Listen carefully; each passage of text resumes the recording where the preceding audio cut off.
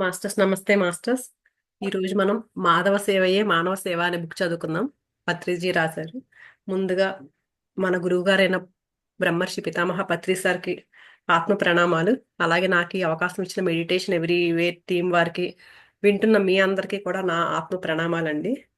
ఈరోజు మాధవ సేవయే మానవ సేవ ఈ బుక్ చదువుకుందాము. ఇదేంటంటే సేవ గురించి పత్రి సార్ రాసిన బుక్ అండి ఇది. అంటే సేవ అనే కాన్సెప్ట్, దాన్ని ఏంటి ఫస్ట్ నుంచి చివరి వరకు దీని గురించి తెలుసుకుందామని చెప్తున్నారు. ఇది ఏంటంటే పిరమిడ్ మాస్టర్స్ అందరూ కూడానంట గత జన్మల్లో ఎంతో సేవ, అంటే ఈ పిరమిడ్ మెడిటేషన్ చేయడానికి ఎవరైతే వచ్చారో వాళ్ళంతా కూడానంటండి గత జన్మలోనే అకుంఠిత సేవా ధురంధరులు అని చెప్తున్నారు సార్. సేవా చక్రవర్తులు అంట వీళ్ళంతా, సేవా తత్పరులంట, అంటే మనందరము కూడా. కనుక ఈ పిరమిడ్ ధ్యాన కేంద్రాల్లో చేరిన ఫస్ట్ రోజు నుంచే సేవ చేయమని చెప్తుంటారు. సార్ చెప్తారు కదా, అసలు ఎవరు కొత్త వాళ్ళని పిలిచి నీ అనుభవం చెప్పు అని చెప్పేవారు, అని అడుగుతా ఉండేవారు. ఏంటి, జాయిన్ అయిన రోజే ఫస్ట్ రోజే నాకేం తెలియదు అంటే, కాదు నీకు ఏం తెలుసో అదే చెప్పు అనేవారు కదా. అందుకని ఫస్ట్ రోజు నుంచే సేవ చేయమని చెప్తూ ఉండేవారు. ఈవేళ ధ్యానం నేర్చుకున్నావు కదా, ఈ వేళ నుంచే ధ్యానం చెప్పు అందరికి. ఏ నేర్చుకున్నావా ఏ చెప్పేయి, జడ్ వరకు నేర్చుకునే వరకు ఆగొద్దు అని చెప్పేవారు కదా. అందుకని ఫస్ట్ రోజే జాయ్ ధ్యానం నేర్చుకున్న మొదటి రోజే అందరినీ ఈ సేవా కార్యక్రమంలో పార్టిసిపేట్ చేసేలా చేసేవారు సారు. ఈ విధంగా పిరమిడ్ మాస్టర్లు కానీ పిరమిడ్ ధ్యానులు కానీ వీళ్ళంతా సేవ యొక్క రూపురేఖలు తెలుసుకునే ఉంటారు. వాళ్ళు ఫస్ట్ రోజు నుంచే నేర్పించేశారు సారు. అయితే కేవలం ఈ పిరమిడ్ మాస్టర్లే కాదు, వీళ్లే కాదు, ఈ ప్రపంచమంతా కూడా ఈ సేవ అనే కార్యక్రమం జరుగుతూనే ఉంటుంది. అనేక రంగాల్లో, అనేక విధాలుగా, అనేక పద్ధతుల్లో, అనేక స్థాయిల్లో ఈ సేవ అనేది జరుగుతూ ఉంటుంది, జరుగుతూనే ఉంది. అయితే ఈ రోజు ఈ సేవ అనే విషయం గురించి అన్ని కోణాల్లోనూ పరిశీలిద్దామని చెప్తున్నారు. అయితే ఇది ఎలా ప్రారంభమైంది, ఈ సేవ అనేది ఎలా ప్రారంభమైంది అంటే, మానవుని ఆత్మ యొక్క పరిణామ క్రమంలో అసలు దాని యొక్క పరాకాష్ఠ ఎలా చెందింది, ఈ రోజు ఈ విషయాలన్నిటి గురించి చెప్తున్నారు సారు. సేవ అంటే ఇదేంటో వ్యాపారానికో ఉద్యోగానికో మన కుటుంబ ధర్మానికో ఇవన్నిటికంటే విభిన్నమైంది. ఉదాహరణకి మనం కుటుంబంలో ఉన్నాం అనుకోండి, అనుకుంటాం ఆ భార్య ఎంత కష్టపడుతుందో, ఎంత సేవ చేస్తుందో భర్తకే పిల్లలకి అని చెప్తూ ఉంటారు కదా. ఇది చాలా కనీస స్థాయిలో ఉన్న సేవ అంటండి. మనం ఏంటంటే భార్య భర్తకి సేవ చేస్తుందంటే, భర్త కోసం పని చేస్తుందంటే భార్య ఎన్నో పొందుతుంది ఆయన దగ్గర నుంచి. అంటే ఆ సేవ చేస్తేనే కానీ ఆ లబ్ధి అనేది పొందదు. అలాగే భర్త కూడా భార్యకి సేవ చేయడం అనేది కూడా అంతేనంటండి. ఈ రోజుల్లో తల్లిదండ్రులు ఎలా ఉంటున్నారు, తమకు పుట్టిన పిల్లలకు సేవ చేయడం, మా పిల్లలకు సేవ చేయడంతోనే నా జీవితం సరిపోతుంది, ఇలాంటి మాటలు అనుకుంటూ ఉంటాం కదా మనం. కానీ పిల్లలు పెరిగిన తర్వాత తల్లిదండ్రులు సేవ చేయాలి. దీన్ని అంతటినీ కూడా మనం సేవ అనడానికి చాలా జాగ్రత్తగా ఆలోచించి వాడాలి ఈ పదము అని చెప్తున్నారు. అంటే చిన్నప్పుడు మన తల్లిదండ్రులు మనల్ని పెంచారు కాబట్టి పెద్దయ్యాక మనం తిరిగి తల్లిదండ్రులను బాగా చూసుకోవడం అనేది కనీస ధర్మం మాత్రమే అది. అంతేగాని ఇది కూడా ఒక సేవా కార్యక్రమంగా అనుకోవడం చాలా కష్టంగా ఒప్పుకోవాల్సిన విషయం. అంటే అది సేవ కాదు, ఇది ధర్మం అంతే. మనల్ని చిన్నప్పుడు తల్లిదండ్రులు పెంచారు, మనం వాళ్ళని చూసుకోవాల్సిన ధర్మం అది. ధర్మం అన్నది వేరే, సేవ అనేది రెండు వేరు వేరు. ధర్మం వేరు, సేవ వేరు అని చెప్తున్నారు సార్. వాస్తవానికి కర్తవ్యం అనేది సేవ అనేది కూడా వేరు అని చెప్తున్నారు. ఉద్యోగం చేసేటప్పుడు ఉద్యోగంలో డబ్బు తీసుకుంటూ ఉంటాం. ఉద్యోగం చేస్తే ఏమంటారు, సేవ ఎక్కడ చేస్తున్నాం అక్కడ అంటే జీతం డబ్బులు తీసుకుంటున్నాం. 10,000 20,000 ఎంతో కొంత జీతం వచ్చింది అనుకోండి, మనం చేస్తున్న పనికి వాళ్ళు జీతం ఇస్తున్నారు. అది సేవ ఎలా అవుతుంది? ఆ, ఒక కార్మికుడు ఉన్నాడు అనుకోండి, బస్తాలు ఎత్తుతాడు. ఒక కూలి అతను ఉన్నాడు అనుకోండి, అతను ఏం చేస్తాడు, బస్తాలు ఎత్తుతాడు. బస్తాలు ఎత్తినప్పుడు అతను సేవ చేసినట్ట చేయనట్ట? బస్తాలు ఎత్తుతున్నాడు కదా అని సేవ చేస్తున్నాడు అంటామా? వాడు పని చేశాడు, పనికి తగ్గ ఫలితం వచ్చింది. కార్మికుడు బస్తాలు ఎత్తితే అంతే, వాడు సమాజ సేవ చేస్తాడు అంటామా? మనం అనం కదా. అలాగే ఒక కంపెనీ చైర్మన్ కూడా తాను ఉద్యోగం చేస్తాడు, తనకు కావాల్సిన లాభాలేవో పొందుతాడు. మరి దాని సేవ ఎలా, సేవ అని ఎలా అంటాము అంటున్నారు. కార్మికుడు 10 బస్తాలు మోసి 10 రూపాయలు సంపాదించుకోవడం ఎలాగో, అలాగే ఒక యూనివర్సిటీ ప్రొఫెసర్ తన బుద్ధిని ఉపయోగించి పనులు చేస్తున్నాడు. ఆ ప్రొఫెసర్ నెలకు 10,000 రూపాయలు పొందుతున్నాడు. అంటే ఎవరికి కష్టం, ఎవరికి తగ్గ కష్టం వాళ్ళు చేస్తున్నారు, వాళ్ళ కష్టాన్ని సొమ్ము చేసుకుంటున్నారు. అయితే బస్తా మోస్తే కొంచెమే వస్తుంది సొమ్ము, కానీ యూనివర్సిటీ ప్రొఫెసర్ గా పనిచేస్తే కొంచెం ఎక్కువగా డబ్బు వస్తుంది.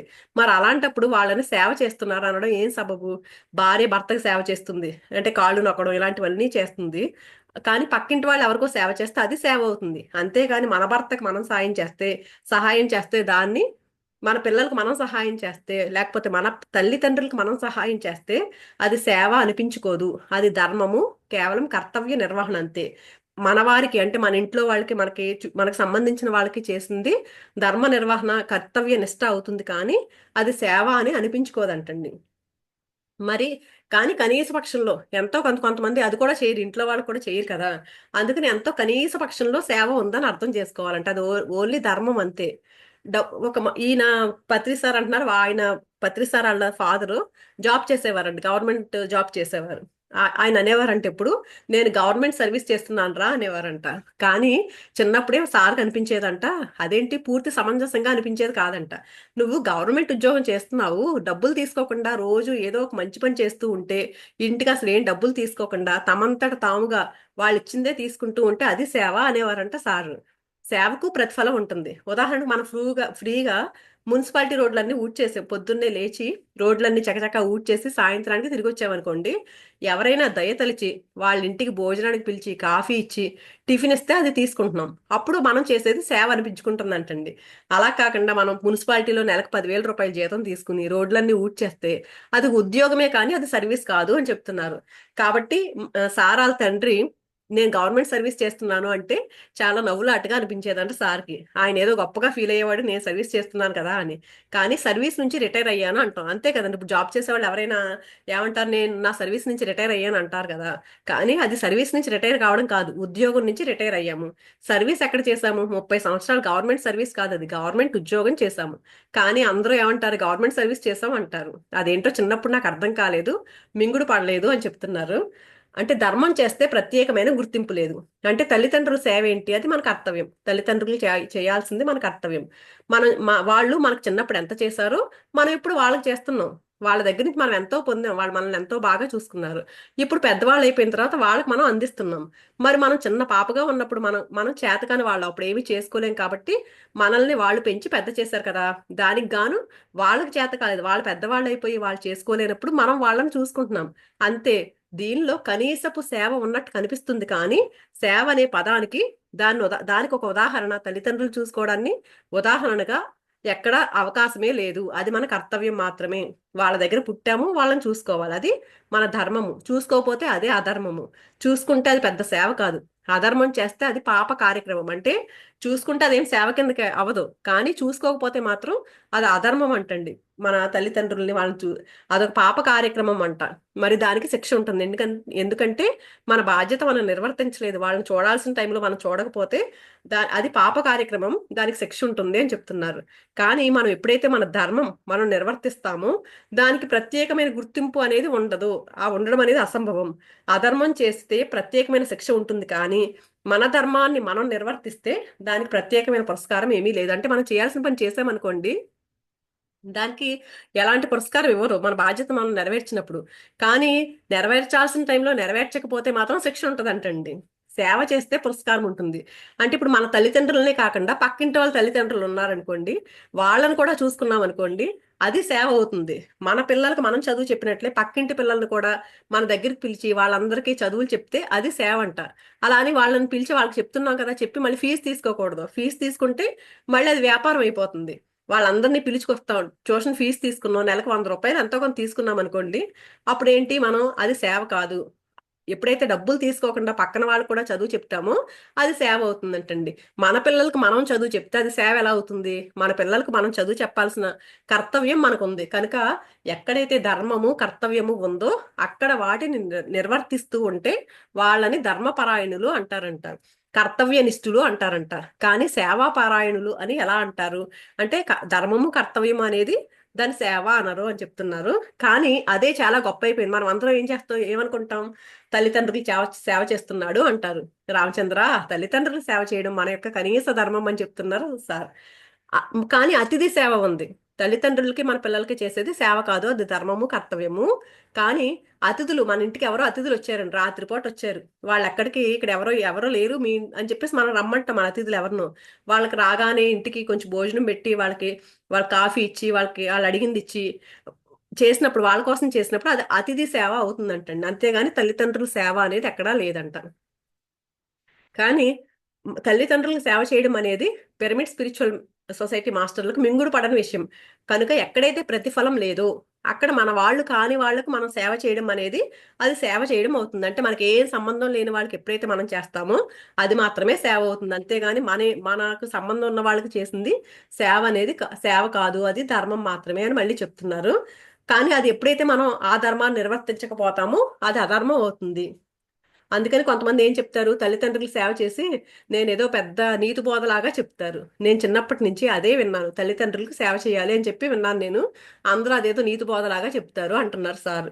గురుసేవ అనేది కూడా లేదు కనుక తల్లిదండ్రుల సేవ లేదు, పిల్లలకు సేవ లేదు అని చెప్పారు కదా, అలాగే గురువుకు కూడా సేవ లేదంటండి. గురువు దగ్గర నుంచి విద్య నేర్చుకున్నాం మనం. గురువు కాళ్ళు నొక్కి గురువు దగ్గరికి ఏదైనా తీసుకెళ్లి ప్రతిఫలం చూపించామనుకోండి, అది గురుసేవ ఎలా అవుతుంది? గురువు ఎంత చేశాడు మనకి, ఎంత చేస్తున్నాం మనం, అది సేవ కాదంటండి. గురువుకు చేసేది కూడా సేవ కాదు. తల్లిదండ్రుల సేవ లేదు, గురు సేవ లేదు. అతిథికి మనం ఏమీ ఇవ్వలేదు, మనం ఆ అతిథి నుంచి ఏమీ తీసుకోలేదు. అందుకని ఆ అతిథికి ఏమి ఇచ్చినా అది సేవే. అంటే ప్రతిఫలం ఎప్పుడైతే తీసుకుంటామో అదంతా వ్యాపారమే అని చెప్తున్నారు. పిరమిడ్ స్పిరిచువల్ సొసైటీ మాస్టర్ అందరూ ధ్యాన విద్య నేర్పిస్తున్నారు, కానీ వాళ్ళ దగ్గర నుంచి ప్రతిఫలం ఏమీ తీసుకోరు. పత్రి సార్ ఎప్పుడు ఎవరికి ధ్యానం నేర్పించినా ఫ్రీగానే నేర్పించారు, అందరిని అలాగే నేర్పించమనేవారు. అందుకని ఎవరో ప్రతిఫలం తీసుకోరు. ఫీజు తీసుకుంటే ఏమవుతుంది, అది మళ్ళీ వ్యాపారం అయిపోతుంది, కానీ సేవ కాదు అది. గురువు సేవ చేస్తాడు, గురువు సేవ చేసేవాడే కానీ గురువుకే సేవ ఎక్కడా లేదు. గురువు అనేవాడు ఎలా ఉంటాడు, సేవా తత్పరతతో సేవా దురంధతతో ఉన్నవాడంట. వాళ్ళు ఎవరి దగ్గరికి వెళ్ళి గురువు ఏం చేస్తాడంటే, మన ధ్యానం నేర్పించమని చెప్తున్నారు, ఏమీ తీసుకోవద్దు అంటే ఏమీ ఆశించట్లేదు. ఏమీ ఆశించకుండా గురువు చెప్తున్నాడు, కానీ గురువులకు మనంతట మనమే ఇస్తున్నాం. గురువు చెప్పాడు కదా అని ఏదో ఒకటి ఇస్తాం కదా, అలాగా మనమే ఇస్తున్నాం. అంతేగాని దక్షిణ కోరేవాడు గురువు కాదు. కనుక అతను వ్యాపారం చేసినట్టు నేను నీకు నేర్పించాను కదా, నువ్వు అలా చేయాలి, నా కోసం ఇది చేయాలి అని ఎవరైతే గురుదక్షిణ అడుగుతున్నారో అది గురువు యొక్క లక్షణమే కాదని చెప్తున్నారు. నేను నీకు నేర్పించాను కదా, నువ్వు నాకు ఇలా ఇది ఇవ్వాలి అని ఎవరైనా అడిగారంటే అది అసలు గురువు లక్షణమే కాదు అని చెప్తున్నారు.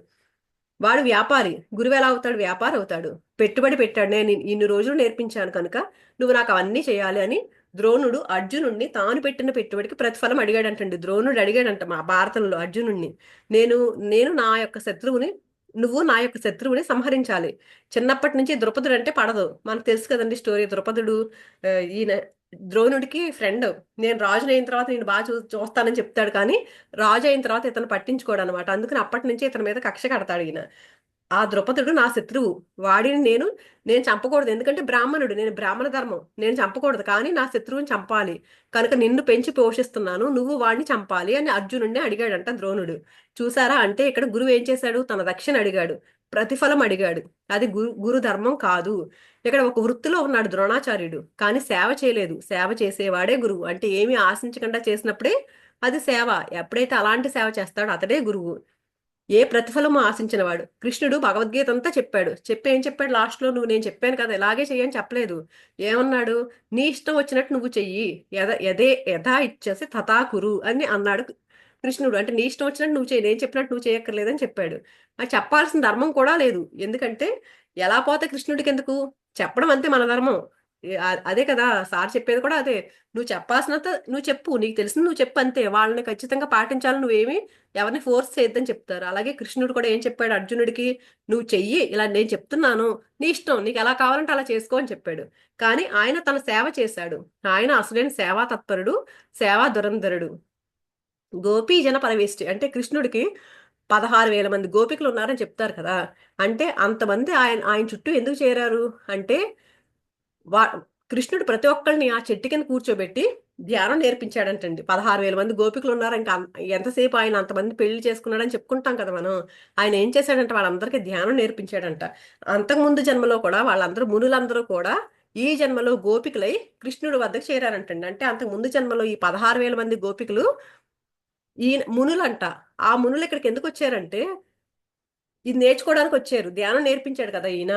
అంటే మునులు అంటే వాళ్ళు మౌనంలో పరాకాష్ఠ సాధించారు, కానీ ధ్యానం సరిహద్దు దాకా పోలేదు. ఆ జన్మలో మునులే, కానీ వాళ్ళకి ఇంకా తెలియలేదు పూర్తిగా ధ్యానం గురించి. అందుకని శ్రీకృష్ణుడు వాళ్ళందరూ ఈ జన్మలో వచ్చి ఈయన దగ్గర గోపికలుగా వచ్చి ఈయన దగ్గర ధ్యానం నేర్పించాడంటండి. వాళ్ళందరికీ మూడో కన్ను గురించి నేర్పించాడంట. కనుక ఆ మునులందరూ గోపికలుగా మారి కృష్ణుడి శిక్షణలో ఋషులయ్యారు. ఋషి కింద మారారు వాళ్ళందరూ. 16,000 మంది గోపికలు తయారై 16,000 మంది ఋషులుగా తయారయ్యారు ఈ యొక్క యోగీశ్వరుడి దగ్గర. చూసారా ఆయన ఎంత మందికి సేవ చేశాడో. కనుకే ఆయన్ని గోపీజన పరివేష్టి అన్నారంట కృష్ణుణ్ణి. ధ్యాన విద్య నేర్చుకుని ఋషులయ్యారు. గోపాలుడు అంటే ఏంటంటే ఇంద్రియాలని పాలించేవాడు. ఇంద్రియాలంటే ఏంటి? మన మన ఇవన్నీ ఉన్నాయి కదా, మన ఈ కామ క్రోధ లోభమోహం ఇవన్నీ ఉంటాయి కదా, అవన్నీ కంట్రోల్లో ఉంచుకున్నాడు. ఎవరి ఇంద్రియాలను అయితే కంట్రోల్లో ఉంచుకుంటాడో ఉంచుకుంటాడు కాబట్టి గోపాలుడు అన్నాడంటండి. గోపీజనం అంటే తాము కూడా తమ ఇంద్రియాలను వశపరుచుకునే ఆ యొక్క మార్గంలో ఉండే వాళ్ళే గోపికలు. అందుకే వాళ్ళకి ఆ పేరు వచ్చిందంట. గోపీజన పరివేష్టితుడు అంటే యోగ దర్శన సామ్రాజ్యంలో ప్రవేశించడానికి, అందులో ఉత్తీర్ణులు కావడానికి ఎవరైతే ఉర్రూ తలుగుతారో వాళ్ళందరూ కృష్ణుడి చుట్టూ చేరారు. ఎవరైతే ఈ ఋషి కింద మారాలి అని ఎవరికైతే ఉందో వాళ్ళందరూ కూడా ఈయన దగ్గరికి వచ్చి ఋషులు అయ్యారంటండి. మునుల కింద ఉన్న వాళ్ళంతా ఈయన దగ్గరికి వచ్చి ఈ ఇంద్రియాలనంతా కంట్రోల్లో చేసుకుని ఈయన చుట్టూ ఈయన దగ్గరికి గోపికలుగా వచ్చి వాళ్ళంతా కూడా ఋషులు అయ్యారు. మరి కృష్ణుడి దగ్గర వాళ్ళందరూ చేరి ధ్యాన విద్య నేర్చుకుని ఋషులయ్యారు చూసారా. గోపీజన పరివేష్టితుడు అంటే అది అర్థం. కానీ మన వాళ్ళు వేరేగా తీసుకున్నారు దీన్ని. ఒకసారి ఏమైందంటే ఒక ఆవిడంట నదిని దాటాలంటండి. నది చాలా ఉధృతంగా పొంగి పొర్లుతూ ఉందంట. నది దాటడానికి ఏం చేయాలి అని కృష్ణుడిని అడిగాడంట. అప్పుడు కృష్ణుడు అడిగితే, కృష్ణుడే కనుక బ్రహ్మచారి అయితే నది దారిచ్చు కాక అని చెప్పు అని చెప్పాడంట. అంటే మరి కృష్ణుడి గురించి అందరూ అనుకుంటారు కదా, ఇతనికి ఏంటి దేవుడు అంటున్నారు, ఇంతమంది గోపికలు అది ఇది అంటారు కదా. ఆయన ఏమన్నాడంట, సరే కృష్ణుడే కనుక బ్రహ్మచారి అయితే కనుక మరి ఈ నది దారిస్తుంది అని చెప్పాడంట. ఆ నది నిజంగా దారిచ్చిందంటండి వాళ్ళకి. దారిచ్చి పక్కకి తప్పుకుందంట నది. మరి నిజంగా అంతమంది గోపికలతో ఈయన రాసక్రీడలు చేసేవాడని చెప్తారు కదా అందరూ. మరి ఎలా బ్రహ్మచారి అయితే మరి నది ఎందుకు దారిచ్చింది? అంతమంది స్త్రీలతో ఉంటే బ్రహ్మచారి అంటే బ్రహ్మచారి అంటే ఏంటంటే బ్రహ్మజ్ఞానంలో చరించేవాడంటండి.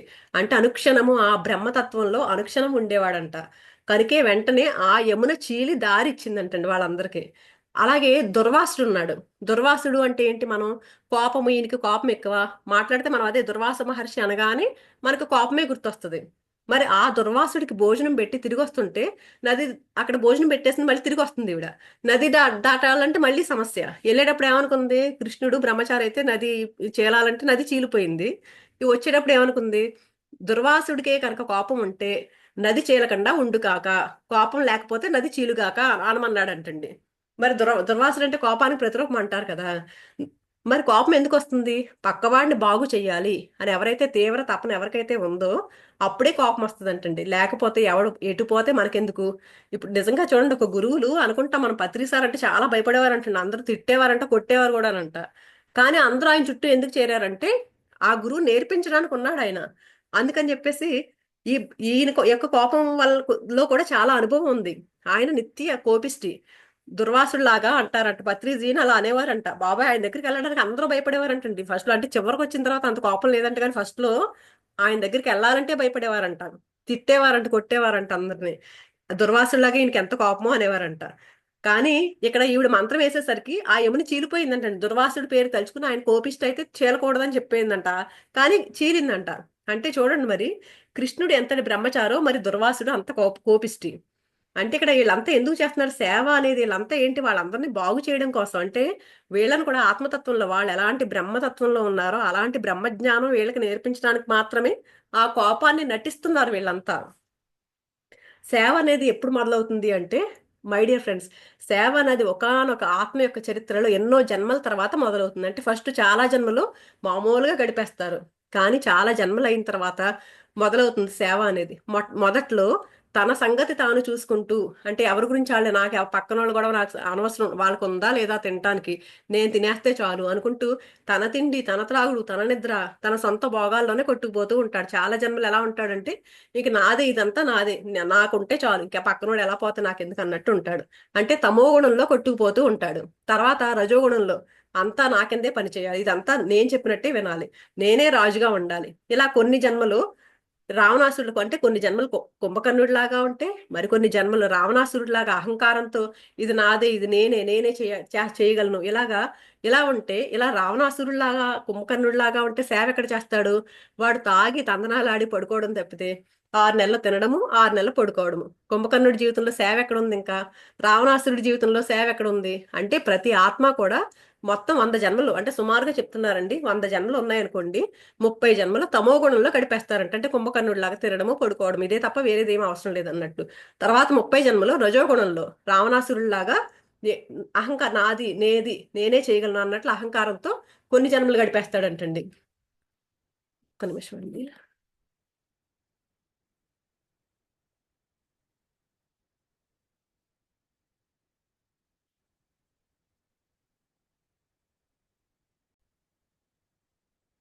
కొన్ని జన్మలు రజోగుణంలో పోతాయండి 30%. ఇంకా 60% జన్మలు సేవ లేకుండానే వెళ్ళిపోతాయి. ఇలాగ 30% అలాగా తమో గుణంలో, 30% రజోగుణంలో పోతుంది. ఇంకా 40%లోనే ఈ సేవా కార్యక్రమం రెండు అయిపోయిన తర్వాత, తమో గుణము రజోగుణం అయిపోయిన తర్వాత మాత్రమే ఈ సేవా కార్యక్రమం మొదలవుతుందంటండి. అప్పుడు సాత్విక గుణం వచ్చింది. సాత్విక గుణం వచ్చినప్పుడు సేవ మొదలవుతుంది. అంటే అప్పుడు వాళ్ళు ఏం చేస్తారంటే ఇంట్లోనే ఉంటూ తమ పనులన్నీ తాము చేసేసుకుంటారు. తర్వాత మధ్యాహ్న సమయంలో పక్కింటి వాళ్ళతో ముచ్చట్లు పెట్టుకుంటూ, పెట్టకుండా పక్కన వాళ్ళతో మామూలుగా చూడండి, తమో గుణంలో రజోగుణంలో ఉన్నప్పుడు ఏంటంటే ఏం టైం వేస్ట్ చేసుకుంటూ ఉంటారనమాట. కానీ ఎప్పుడైతే సాత్విక గుణంలోకి వచ్చాడో మధ్యాహ్న సమయం పక్కింటి వాళ్ళతో ఎవరితో ముచ్చట్లు పెట్టకుండా వాళ్ళకి ఏమైనా సహాయం చేస్తూ ఉంటారంటండి. అంటే అక్కడ పక్కింటోళ్ళతో ముచ్చట్లు చెప్పుకున్నాం అనుకోండి, అక్కడ ఏమీ సేవ లేదు. అక్కడే మనం ముచ్చట తీర్చుకుంటున్నాం అంతే. పక్కన అంటే అది ఎవరికి పనికిరాదు ఆ ముచ్చట్లు చెప్పుకోవడం అనేది. ఏదో ఏదో గొప్పలు చెప్పుకుంటూ ఉంటాం, మన గొప్పలు వాళ్ళ గొప్పలు చెప్పుకుంటా ఉంటాము. కానీ అదే మధ్యాహ్న సమయంలో పక్కింటి పిల్లలకి ఇంగ్లీష్ నేర్పించడమో, లెక్కలో, సంగీతమో, ఆ, ఏదో ఒకటి నేర్పించడం, లేకపోతే ముసలాళ్ళు ఉన్నారనుకోండి వాళ్ళకి కొన్ని మంచి మాటలు చెప్పడం, ఇలా సేవా కార్యక్రమం మొదలవుతుందంటండి సాత్విక గుణం ఎప్పుడైతే అప్పుడు. అంటే ఏంటి, మన ఇంట్లో పనులుంటే బయటికి వెళ్ళం, ఇంట్లో పనులేమీ లేనప్పుడు బయటికి వెళ్ళి కాస్త సేవా కార్యక్రమం పక్కన వాళ్ళకి ఏదో ఒక విధంగా హెల్ప్ చేస్తూ ఉండడం మొదలు పెడతామంటండి. మళ్ళీ బయటికి వెళ్ళి డబ్బు సంపాదించాలని కూడా ఏమాత్రం ఉండదంట. అయితే సేవా కార్యక్రమం చేస్తున్నప్పుడు మన ఇంట్లో చాలా అవమానాలకు గురవుతాం. అంటారు కదా, మనకు పక్కింటి వాళ్ళకి ఊరికే డబ్బులు ఏమి లేకుండా సేవ చేస్తున్నాం అనుకోండి, పిల్లలకి ట్యూషన్ చెప్తున్నామంటే ఇంట్లో వాళ్ళు ఏమంటారు, అబ్బా ఇంట్లో చేసేస్తుంది బయటికి వెళ్ళింది అన్నట్టు ఉంటారు కదా వెనకాల ఎవరో ఒకళ్ళు అనేవాళ్ళు. అలా అంటండి చాలా అవమానాలు గురవుతామంటండి. ఏమయ్యా ఊరికే పోయి వాళ్ళకే వీళ్ళకే పిచ్చిగా ఏదో చెప్పే బదులు కొంచెం వ్యాపారం చేసుకుంటే ఎంతో కొంత డబ్బులు వస్తాయి కదా, ఇంటికి 3 ఫ్రిడ్జ్లు 3 ఏసీ రూమ్లు వస్తాయి కదా అంటారు ఇంట్లో వాళ్ళు, అంతే కదండి. అలా అంటూ ఉంటారంట. కానీ సాత్విక గుణ ప్రధాన ఈ వీళ్ళు ఎలా ఉంటారు, సాత్విక గుణంలోకి వచ్చేసిన తర్వాత అవన్నీ గత జన్మలో అయిపోయినాయి. డబ్బుల కోసం సంపాదించడం ఇలాంటివన్నీ అంతకు ముందు జన్మల్లో చేసేస్తాం తమో గుణం రజోగుణంలో ఉన్నప్పుడు. ఇప్పుడు ఏంటి అర్థమైంది, సాత్విక గుణంకి వచ్చేసాడు కదా, పక్కవాడికి మంచి చేస్తే, వాడికి సహాయం చేస్తే అతని మొహంలో కనిపించే ఆనందం వీడికి ఎంతో ఆనందాన్ని ఇస్తుంది. ఈ సాత్విక గుణంలో ఉన్నాడికి అండ్ డబ్బులు ఏమి ఆశించడు, ఆశించకుండా సాయం చేస్తాడు. అతను ఆనందం పొందుతా ఉంటే ఆ ఆనందమే ఇతనికి ఆనందంతో ఉంటుంది. ఆ సేవలే తృప్తినిస్తాయి కనుక అలాంటి చిన్ని చిన్ని సేవలు ఎంతో తృప్తిగా అనిపిస్తాయి. అంతకు ముందు ఎప్పుడూ లేదు అలాంటి తృప్తి జీవితంలో మొదలవుతుంది.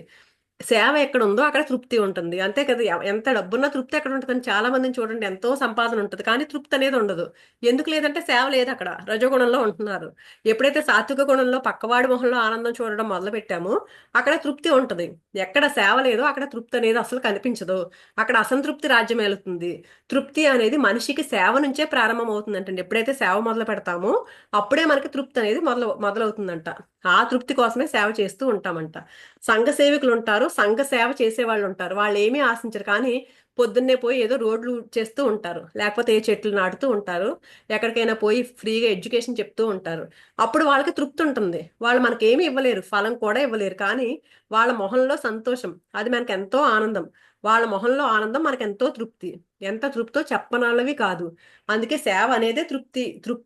అంటే కావాలంటే మనం ఆ సేవ చేసినప్పుడే నిజమైన తృప్తి లభిస్తుందంటండి. మదర్ తెరీసా ఉంది, ఆవిడ ఎంత సేవ చేసింది అంటే ఆవిడ ఎంత తృప్తి అనుభవించి ఉంటుంది మరి. కలకత్తాలో ఎంతో నికృష్టమైన జీవితం రోడ్ల మీద గడుపుతూ ఉంటారు. రోడ్డు మీద కని పారేసిన పిల్లలు వాళ్ళందరిని ఎక్కడెక్కడి నుంచో తీసుకెళ్లి అన్నం పెట్టి వాళ్ళకి బట్టలు ఇచ్చి చదువు నేర్పించి వాళ్ళకి ఎన్నో విద్యా సంస్థలు స్థాపించిందో చూసారా మరి ఆవిడ, మదర్ తెరీసా. ఆవిడ ఒక సేవా చక్రవర్తి. మన ఇంట్లోనే మన పనులు మనం చేసుకుంటూ ఖాళీ టైంలో సేవ చేయడం ఒక ఎత్తు అయితే, మరి జీవితాన్నంతా సేవకి అంకితం చేయడం అదే సేవా ధురంధరత్వం. అంటే మదర్ తెరీసా మనం ఇంట్లో ఉండి సేవ చేయడం కాదు, ఆవిడ ఏం చేశారు, మొత్తం అంతా జీవితాన్నంతా వాళ్ళ కోసమే అంకితం చేసేసారు. దాన్ని సేవా ధురంధరత్వం అంటారంట. ఇంకా సేవా చక్రవర్తి ఎవరు, సేవా చక్రవర్తి ఎగ్జాంపుల్ ఎవరంటే మహాత్మా గాంధీ అంట. ఆయన తన పిల్లల్ని పట్టించుకోలేదంటండి. ఎప్పుడైనా ఆయన పిల్లల గురించి మనం విన్నామా, ఎప్పుడు వినలేదు కదండి, గాంధీ గారి పిల్లలు ఏం చేస్తున్నారు అనేది. ఆయనకి 5 మంది పిల్లలు అనే విషయం ఎప్పుడో చదువుకుని ఉంటాం కానీ మర్చిపోయాం మనం. మనం మహాత్మా గాంధీ భార్య కస్తూరిబా అని, పిల్లల ఫలానా అని, ఇవన్నీ మర్చిపోయాం. ఆయన సేవా చక్రవర్తి. మరి నెల్సన్ మండేలా ఉన్నాడు, ఆయన ఎన్నో సంవత్సరాలు కారాగారంలో ఉండిపోయాడు, తెల్లవాళ్ళ జులుం నల్లవాళ్ల మీద అని. అలాగే మార్టిన్ లోథర్ కింగ్, ఆయన్ని చంపేశారు. ఈ సేవ చేసే వాళ్ళందరినీ చంపేస్తారండో.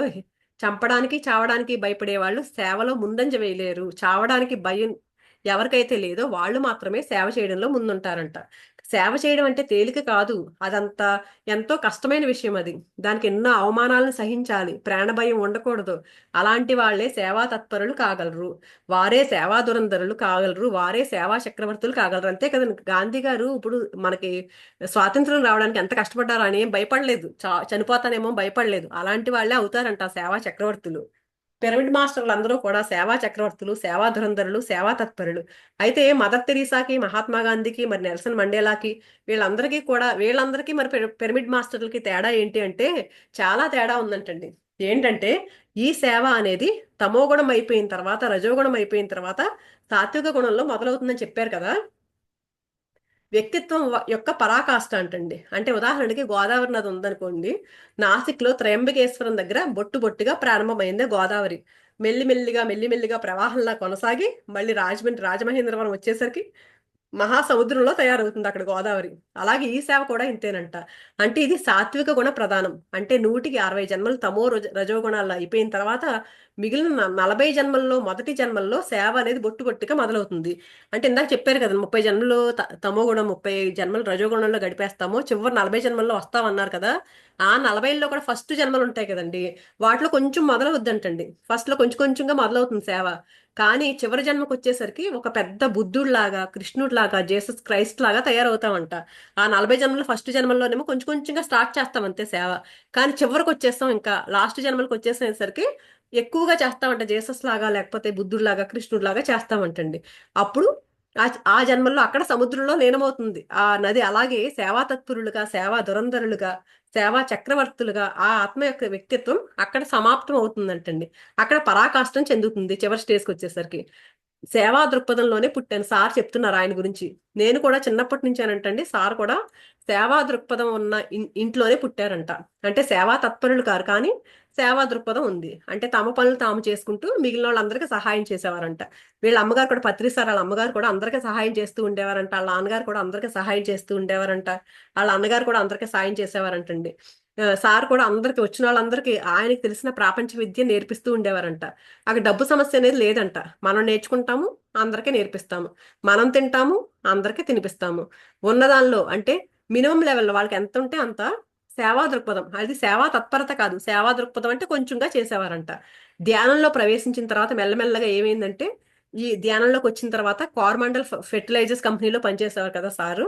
అక్కడ ఉద్యోగం చేస్తూనే మిగతా టైం అంతా ఆ ఆధ్యాత్మిక శాస్త్ర శిక్షణ కోసమే ఉపయోగించడం మొదలు పెట్టారంట. అప్పటి వరకు ఏంటి, కొంచెం కొంచెం సేవ చేసేవారు, తెలిసింది నేర్పిస్తూ ప్రాపంచిక జ్ఞానం అది నేర్పించేవారు. ఎప్పుడైతే ధ్యానం నేర్చుకున్నారో అప్పుడు పక్కన జాబ్ చేసుకుంటేనే ఈ ధ్యానం అందరికీ నేర్పించడం మొదలు పెట్టారంటండి.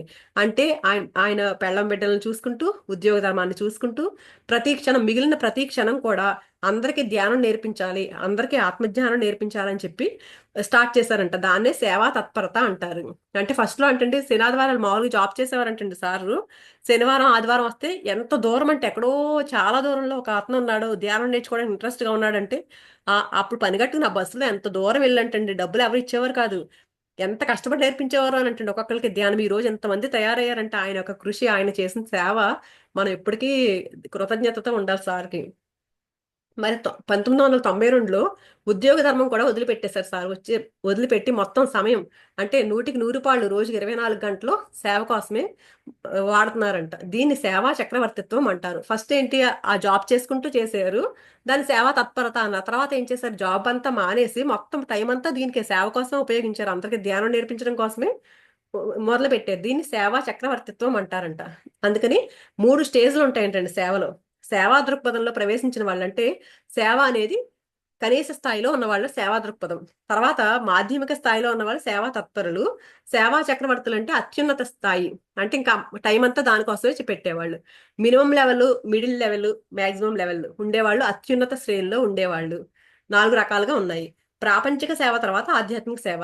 అంటే ఈ సేవ అనే కాన్సెప్ట్ లో ఉన్నప్పుడు ప్రాపంచిక సేవ ఉంది, ఆధ్యాత్మిక సేవ ఉంది, 2 రకాలు ఉన్నాయి. ప్రాపంచిక సేవలో ఏంటి, దృక్పథంలో ఉన్న వాళ్ళు ఉన్నారు, అందులో తత్పరులైన వాళ్ళు ఉన్నారు. మరి ప్రాపంచిక సేవలో చక్రవర్తులైన వాళ్ళు ఉన్నారు, మహాత్మా గాంధీ లెవెల్లో. ఇంతకు ముందు చెప్పిన ఆ పై నలుగురు ప్రాపంచిక సేవలో మరి పరాకాష్ఠలో ఎవరెస్ట్ శిఖరంలో ఉన్నవారు. ఇందాక మనకు చెప్పారు కదా, mother Teresa, Mahatma Gandhi, Nelson Mandela, Luther ఆయన ఎవరో ఆ నలుగురు పేర్లు చెప్పారు కదా, వీళ్ళంతా ఏంటి ప్రాపంచిక సేవ చేస్తున్నారు. వాళ్ళంతా పరాకాష్ఠలో ఉన్నారు ప్రాపంచిక సేవలో. వాళ్ళు ఎవరెస్ట్ శిఖరంలో అన్నంత ప్రాపంచిక సేవ చేశారు వాళ్ళు. ఆ ప్రాపంచిక సేవ అంతా అయిపోయిన తర్వాత అప్పుడు ఆధ్యాత్మిక సేవ మొదలవుతుందంటండి. ఫస్ట్ అది ఆధ్యాత్మిక సేవ కాదు, వాళ్ళంతా చేస్తుంది ప్రాపంచిక సేవ. అదంతా అయిపోయిన తర్వాత ప్రాపంచిక సేవలో చక్రవర్తులు అయిపోయిన తర్వాత ఆధ్యాత్మిక సేవ మొదలవుతుందంట. ఈ ప్రాపంచిక సేవని కర్మయోగం అంటారంట.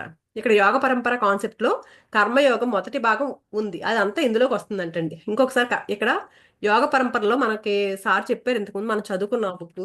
ఇక్కడ నాలుగు నాలుగు ఉంటే ఫస్ట్ ఏంటి కర్మయోగం ఉంటది ఇక్కడ. ఆ కర్మయోగం ఏంటంటే యోగ పరంపరలో మొట్టమొదటిగా కర్మయోగం మొదటి భాగం వస్తుందంటండి. అందులో ఏం చేస్తారు, 4 స్టేజ్లు ఉంటాయి. ఆ స్టేజ్ ఏ గురించి చెప్పాలంటే, నువ్వు ఎవరికి మంచి చేయకపోతే చేయకపోయావు, ఎవరికి చెడు చేయొద్దు, ఇన్ని రోజులు నాన్ వెజ్ తిన్నావు, లేకపోతే కోడిని తిన్నావు, మేకని తిన్నావు, కానీ ఇంకా తినొద్దు, తినకూడదు, అది తినడం మంచిది కాదు, తినకూడదు, అది బాధ పెట్టకూడదు, నీ భార్యతో ఇన్ని రోజులు కొట్టుకున్నావు, తిట్టుకున్నావు, పిల్లల్ని రోజు కొడుతున్నావు, ఇలాంటి పనులన్నీ చేయొద్దు అని చెప్తారంట. ఇది కర్మయోగం ఫస్ట్ స్టేజ్ 1లో ఉన్నప్పుడు అంటండి.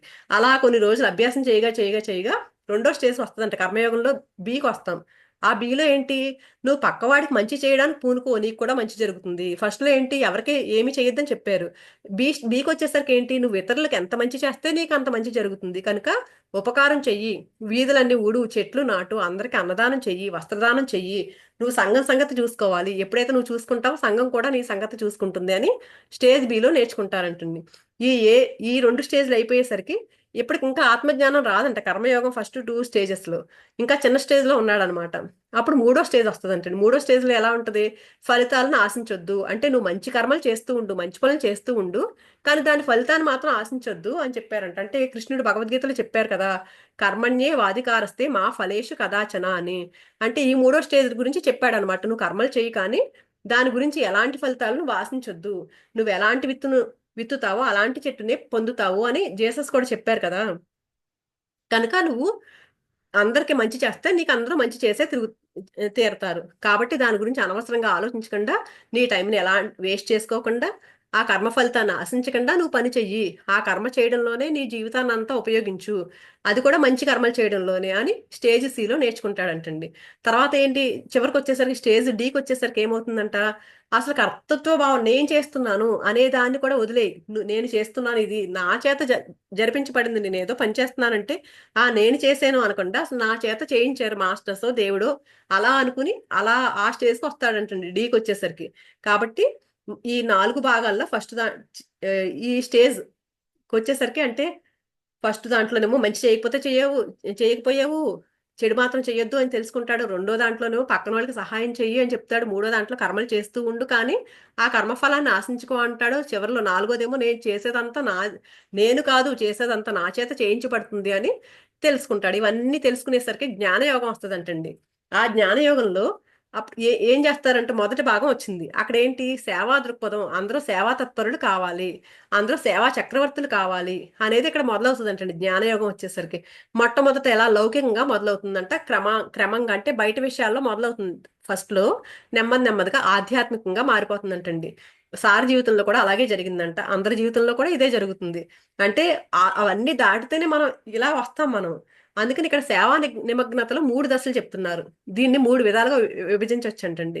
ఏంటంటే ఫస్ట్ సేవా దృక్పథంలో ప్రవేశించిన వాళ్ళు ఫస్ట్ అప్పుడప్పుడే మొదలై సేవ చేసేవాళ్ళు, రెండో వాళ్ళు సేవా తత్పరులు, మూడో వాళ్ళు సేవా చక్రవర్తులు.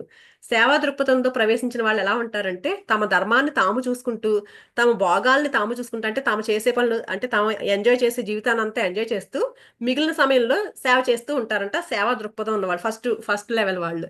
తర్వాత లెవెల్కి వచ్చేసరికి ఏంటి, తమ ధర్మాన్ని తాము చూసుకుంటూ ఇంకా ఎంజాయ్ చేయడం మానేసి ఆ టైం అంతా కూడా పక్క వాళ్ళ కోసం వినియోగిస్తూ ఉంటారంటండి. ఇంకా సేవా చక్రవర్తులకు వచ్చేసరికి ఏంటి, తమ ధర్మాన్ని కూడా వదిలేసి, తమ కుటుంబ ధర్మాన్ని కూడా వదిలిపెట్టేసి, మొత్తం బుద్ధుడిలాగా, బుద్ధుడు కూడా అంతే కదండి, మొత్తం ఇంటిని అంతా చక్రవర్తి ఆయన భోగాలన్నీ వదిలిపెట్టేసి బయటకు వచ్చేసాడు కదా. అలాగే నెల్సన్ మండేలా, మదర్ తెరీసా, వీళ్ళంతా ఏంటి, కుటుంబ ధర్మాన్ని త్యాగం చేసేసారు, కుటుంబాన్ని కూడా తీసుకోకుండా అందరిని వదిలిపెట్టేసి వచ్చారు సేవ చేయడం కోసం. వాళ్ళు సేవా చక్రవర్తులు అంటండి.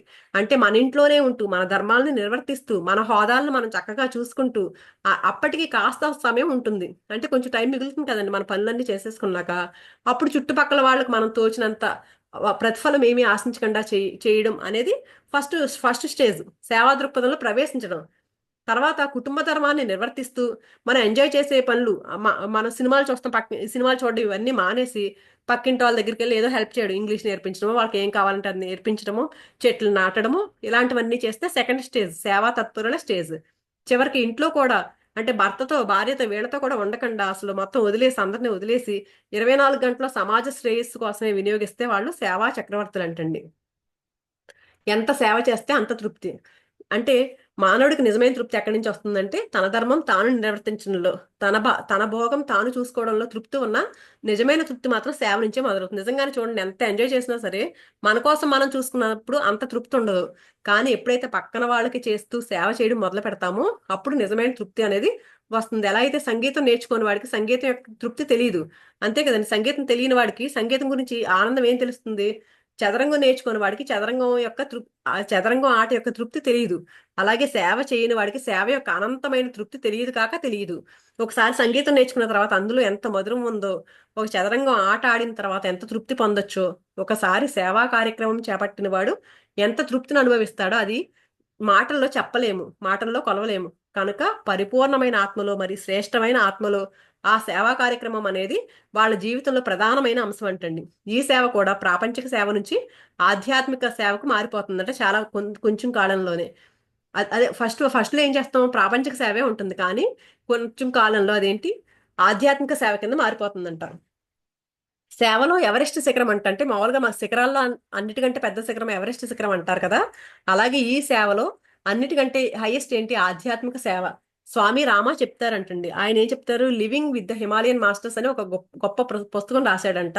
ఆయన తన తన గురువు దగ్గర ఉన్నప్పుడు ఆయనకి గురువులు ఎప్పుడు ధ్యానం చెయ్యి, రెండు కళ్ళు మూసుకో, చేతులు రెండు కట్టేసుకో, శ్వాస మీద ధ్యాస పెట్టు, నీ మైండ్ కంట్రోల్ చేసుకో అని చెప్పేవాళ్ళంట. ఈయనకేమో అప్పుడంతా స్వాతంత్రోద్యమం, అప్పుడు స్వాతంత్రోద్యమం జరుగుతూ ఉండేది కదండి. ఈయనకి ఎలా అనిపించేదంట, వెళ్ళి ఆ స్వాతంత్రోద్యమంలో పాల్గొనాలి, అక్కడ మనం పార్టిసిపేట్ చేయాలి, బ్రిటిష్ వాళ్ళని చంపేయాలి, ఇండియాని స్వతంత్రులు చేయాలి, ఇలాంటి భావాలు ఉండేవంటండి ఆయనకి. నేను అటువైపు వెళ్తాను ఏంటి, కళ్ళు మూసుకుని కూర్చోవడం ఏంటి, అటు వెళ్తే కరెక్ట్ కదా, అక్కడ అది చేయాలి కదా అని అనుకునేవారంటండి గురువు గారితో. అంటే ఈయన గురువు గారు ఏం చెప్పాడంట, పిచ్చివాడా, అది చిన్నపిల్ల ఆత్మలకు, అంటే ఆ స్వాతంత్రం కోసం పోరాడడం అవంతా చిన్నపిల్లల కోసం, అంటే చిన్న ఆత్మలకు. నువ్వు పరిణితి చెందిన ఆత్మవు, నువ్వు అలాంటి చిన్న చిన్న సేవలు కాదు చేయాల్సింది, నువ్వు పెద్ద సేవ కోసం ఉన్నావు అని చెప్పారంట ఆయన గురువు గారు స్వామి రామాకు. ఆయనకంటే అప్పుడు ఆ మాటలు అర్థమయ్యేవి కాదంటండి. అతనికేమో దేశం కోసం పోరాడాలని ఉందంట. ఈయన గురువు గారు ఏం చెప్పేవారు, నువ్వు ధ్యానం చెయ్యి అని చెప్పేవారంట. అది వద్దు, నువ్వు దానికోసం ఆ ఫైటింగ్ చేయక్కర్లేదు, నువ్వు స్వాతంత్రోద్యమంలో పార్టిసిపేట్ చేయక్కర్లేదు, నువ్వు ధ్యానం చెయ్యు అని చెప్పారంట. అది దేశభక్తి కాదు, అది నీకు కావాల్సింది ఒక బుద్ధుడిలాగా తయారవ్వాలి అని చెప్పేవారంట. ఆయన అయిష్టంగానే ధ్యానం మొదలు పెట్టేవాడంట. చూసారండి, నక్క ఎక్కడ నాగలోకం ఎక్కడ. స్వామి రామ పుస్తకాలు చదివితే తెలుస్తాయంటండి. ఆధ్యాత్మిక సేవ అనేది ప్రాపంచిక లౌకిక సేవ కన్నా ఎంత ఉన్నతమైనదిగా ఉందో. అంటే చూడండి, నిజంగా స్వాతంత్రోద్యమం అంటే మనం ఎంతో గొప్ప విషయం అనుకుంటాం మనం.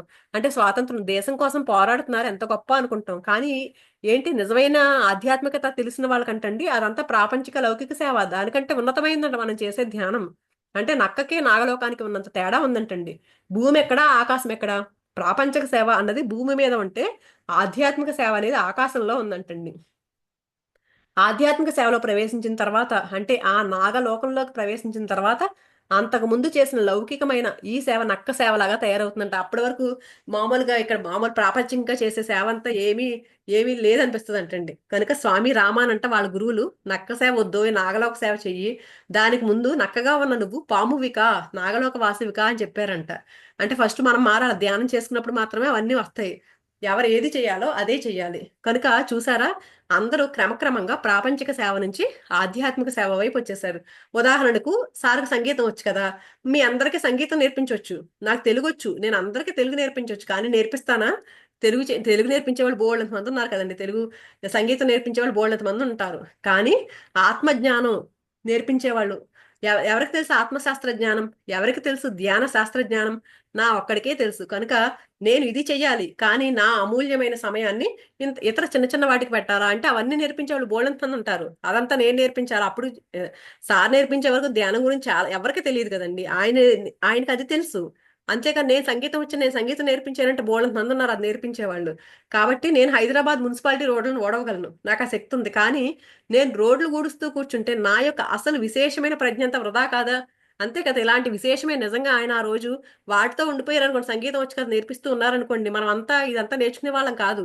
ఇంతమందిని తయారు చేశారు ఈ రోజు అంటే ఆయన అసలైంది, అసలైన ఆధ్యాత్మికత అనేది అందరికి నేర్పించారు. అందుకని నా యొక్క కౌశల్యం బూడిదలో పోసిన పన్నీర్ కాదు, అలాంటి పనులు చేస్తుంటే ఈయనకున్న అంతా వేస్ట్ అయ్యేది కదా, ఆ జ్ఞానం అంతా. కనుక ఎవరు ఏది చేయాలో అదే వాళ్ళు చేయాలి. ఎవరి పరాకాష్ఠ ఎందులో ఉందో ఆ పరాకాష్ఠలోనే వాళ్ళు జీవించాలి. అంతేకాని మిగతా వాళ్ళు వాళ్ళు చేస్తున్నారు కదా అని మనం చేయకూడదంట. వివేకానంద అంట స్వామి దగ్గరికి వెళ్ళి, వివేకానంద స్వామి దగ్గరికి ఒక ఆయన అడిగాడంటండి, సేవ గురించి ఏంటి చెప్పండి స్వామి అని. అప్పుడు వివేకానంద ఏం చెప్పారంటే, అవునయ్యా, ఒక మనిషి దగ్గరకు ఆకలితో వస్తాడు. నీ దగ్గరికి వస్తాడు ఆకలితో, వాడికి అన్నం పెడతావు. పొద్దున్నే అన్నం పెడతావు, సాయంత్రానికి వాడు అన్నం అరిగిపోతుంది, మళ్ళీ వచ్చి భిక్షాందేహి అంటాడు.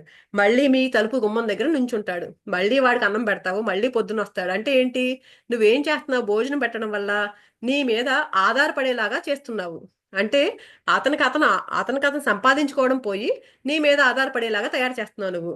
అంటే స్వతంత్రుడిగా చేయడం చేయడం కాదు, ఆయన్ని పక్కన వాళ్ళ మీద ఆధారపడేలాగా చేస్తున్నావు. అది ఒక సేవ కాదు అని చెప్పాడంట. కానీ ఏదో ఒకానొక అభ్యాగతి వస్తే, రాత్రిపూట వచ్చాడు అనుకోండి, భిక్షాందేహి అని వచ్చాడు అనుకోండి, వాడికి అన్నం పెట్టాలి. కానీ రెగ్యులర్ గా వాళ్ళకి అన్నం పెట్టడం అనేది ఒక మొదనష్టపు పని అని చెప్పారంటండి. అది పిరమిడ్ స్పిరిచువల్ మాస్టర్స్ కి పూర్తిగా వ్యతిరేకం అని చెప్తున్నారు. అలాగే బట్టల కోసం వస్తాడు, బట్టలు పెడతాము, అవి చిరిగిపోయిన తర్వాత మళ్ళీ బట్టల కోసం వస్తాడు. జీవితం అంతా వాడికి బట్టలు పెట్టడమే మన పని ఏంటి? అది సేవ అనుకుంటాం మనం. బట్టలు పెట్టి ఆహా నేను కాబట్టి ఇచ్చాను అనుకుంటాం మనం. కానీ ఇది సేవా కార్యక్రమాలుగా ఎక్కువగా, మరి ప్రజలను నిస్తేజపరిచే కార్యక్రమాలుగానే కొంచెం ఆలోచించగలిగితే వారికి ఎవరికైనా తెలుస్తాయి. అంతే కదా, ఇప్పుడు మన గవర్నమెంట్ కూడా ఏం చేస్తున్నాయండి, ప్రతి ఒక్కరికి ఫ్రీగా ఇంటికి వచ్చి మరీ ఇచ్చేస్తున్నాయి అవి. వాళ్ళు ఏం చేస్తున్నారు, ఇంతకు ముందు పని చేయమంటే చక్కగా ఇప్పుడు పొలం పనులు ఉన్నాయండి, ఎంతో కష్టపడుతున్నారు వాళ్ళు. కూలి పనులు చేయడానికి ఎవరు దొరకట్లేదు. ఇదివరకటి రోజుల్లో కూలి పనికి ఎంతో మంది వచ్చేవారండి. ఈ రోజు అంతా ఫ్రీ భోజనం, ఫ్రీగా హాస్పిటల్ ఖర్చులు, ఫ్రీగా అన్నదానాలు అన్ని చేసేసేసరికి ఎవరు మాట వినట్లేదు. వాళ్ళకి ఏం చేస్తున్నారు, సోమరిపోతుల్లా తయారు చేసేస్తున్నారు. అలా కాకుండా వాళ్ళకి పని ఇచ్చారు అనుకోండి, అది సార్ చెప్పేది, అది ఇక్కడ అది అదే చెప్తున్నారు. మనం ఆలోచిస్తే ఎవరికైనా తెలుస్తాయి అవి. అంటే మనం ఎలాంటి సేవ చేయాలి వాళ్ళకి. ఏదో ఫ్రీగా ఇచ్చేస్తారు, ఈ ఓట్ల కోసం ఫ్రీగా ఇచ్చేస్తున్నారు. ఈ రోజు వాళ్ళని సోమరిపోతుల్లాగా తయారు చేసి అసలు పనేదే రాకుండా, ఎందుకు పనికి రాకుండా చేసేస్తున్నారు వాళ్ళని. నిజమైన స్వామి, నిజమైన సేవ, స్వామి వివేకానంద ఏమన్నారంటే, నువ్వు వాడికి ఆత్మజ్ఞానం ఇవ్వు, అప్పుడు వాడు మళ్ళీ నీ జోలికి రావాల్సిన అవసరం లేదు. అన్నం పెట్టామనుకోండి, మళ్ళీ అన్నం కోసం వస్తాడు. ఎప్పుడైతే ఆత్మజ్ఞానాన్ని ఇస్తే మన జోలికి రాడు, ఇంకా తన పని తానే చూసుకుంటాడు, తనే నేర్చుకుంటాడు ఎలా అన్నం సంపాదించుకోవాలా అని. కనుక మరి ఆత్మజ్ఞాన సేవ చెయ్యవయ్యా, అదే నిజమైన సేవ, అదే శాశ్వతమైన సేవ.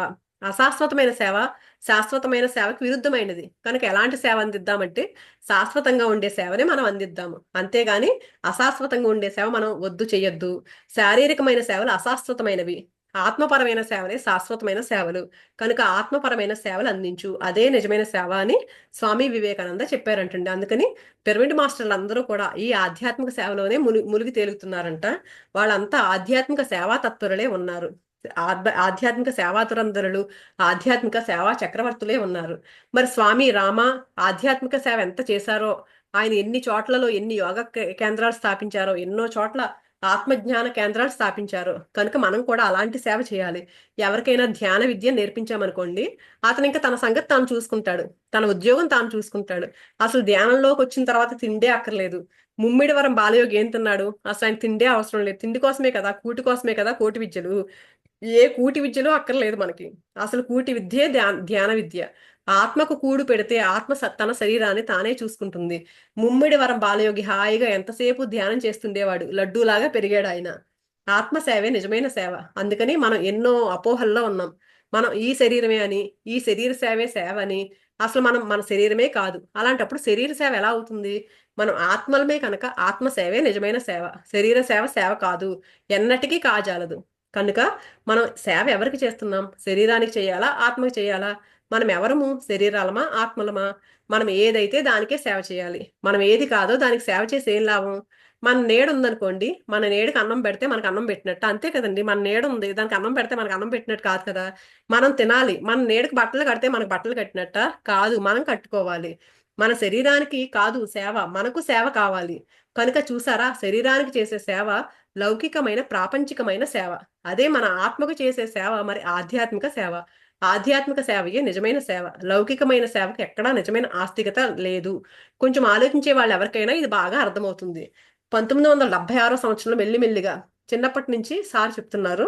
చిన్నప్పటి నుంచి నేను సేవా దృక్పథంలోనే పెరిగాను. అయితే మా ఇంట్లో ఆధ్యాత్మికత అనేది లేదు. అంతా ప్రాపంచికతే. ప్రాపంచికంగా వచ్చిన వాళ్ళకి విద్యలు నేర్పించడం, సంగీతం నేర్పించడం. కానీ నేను ధ్యాన విద్యలోకి వచ్చిన తర్వాత అంటే 76వ సంవత్సరంలో మెల్లిమెల్లిగా ఆత్మపరమైన విద్యలు నాకు తెలిసినప్పుడు అంతవరకు నేను బాగా పేకాట ఆడేవాడిని రాత్రంతా.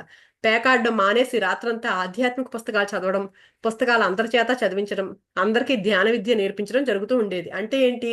నా భోగం మానేసి నా యొక్క సేవా తత్పరతతో ఉన్నాను. అంతవరకు నేను సేవకు అంకితమైన భోగిని, అంటే చెడ్డవాణ్ణి కాదు.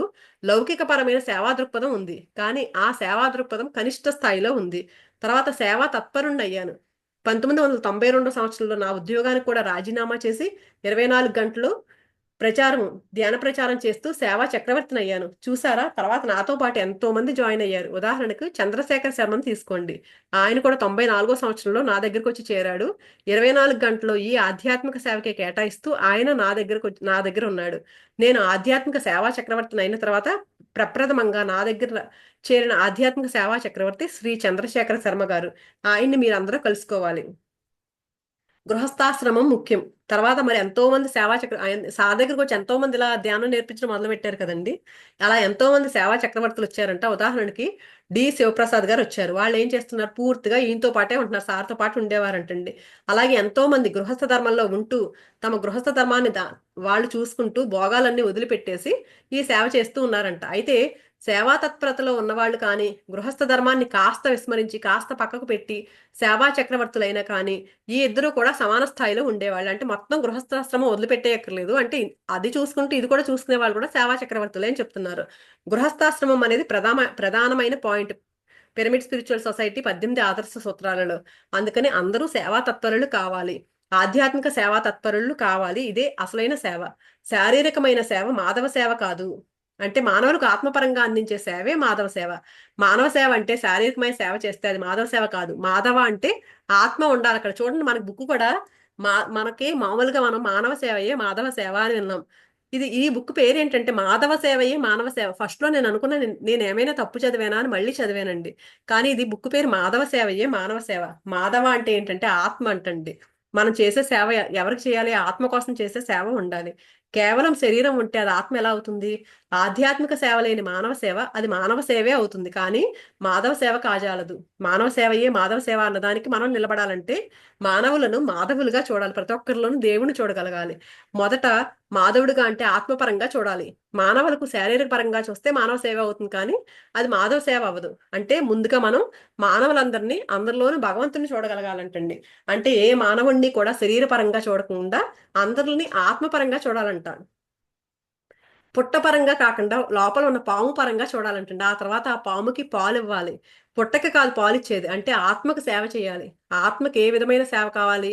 వడలు కావాలా? ఇడ్లీలు కావాలా? బట్టలు కావాలా? ఇవేమీ కాదు. ఆత్మకి జ్ఞానం కావాలి. ఆత్మకి ధ్యానం కావాలి. కనుక ఆ ధ్యాన సేవే, ఆ జ్ఞాన సేవే, ఆ ఆత్మ సేవే మాధవ సేవ.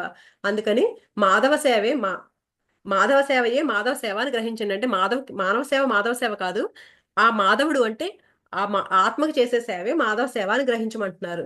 అహం బ్రహ్మాస్మి, నేను శరీరం కాదు. ఈ బట్ట చిరిగిపోయింది అనుకోండి, నా శరీరం చిరిగిపోయినట్ట కాదు కదా. నా శరీరం చిరిగిపోయింది అనుకోండి, నా ఆత్మ చిరిగిపోయినట్ట. నాకు ఈ బట్టకు సంబంధమే లేదు. అలాగే ఆత్మకు దేహానికి కూడా సంబంధం లేదు. దేహపరమైన సేవ గురించి ఎక్కువగా ఆలోచించడం మానేయండి. అది వద్దు అని స్వామి రామాకు ఆయన గురువులు చెప్పారు కదా. లేకపోతే ఆయన స్వతంత్ర పోరాటంలోకి దిగుండేవాడు. ఏ భగత్ సింగ్ లాగానో, లేకపోతే ఏ సుభాష్ చంద్రబోస్ లాగానో, ఏ మహాత్మా గాంధీ లాగానో. మూడు మూడు స్థాయిలు. కానీ దానికి స్వామి రామ గురువులు ఒప్పుకోలేదు. అందుకని ఆధ్యాత్మిక సేవ చేద్దాం మనందరం కూడా. ఈ ఆధ్యాత్మిక సేవ అంటే ఏంటి? భజన చేయించడమా? అంటే రామ భజన చేయించడమా? కృష్ణ భజన చేయించడమా? రామచంద్ర ఏ రాముడు కోరడంటండి రామ రామ అని భజన చేయమని. కానీ అది రామనామ జపం అవుతుంది, అంతేగాని మాధవ సేవ కాదు.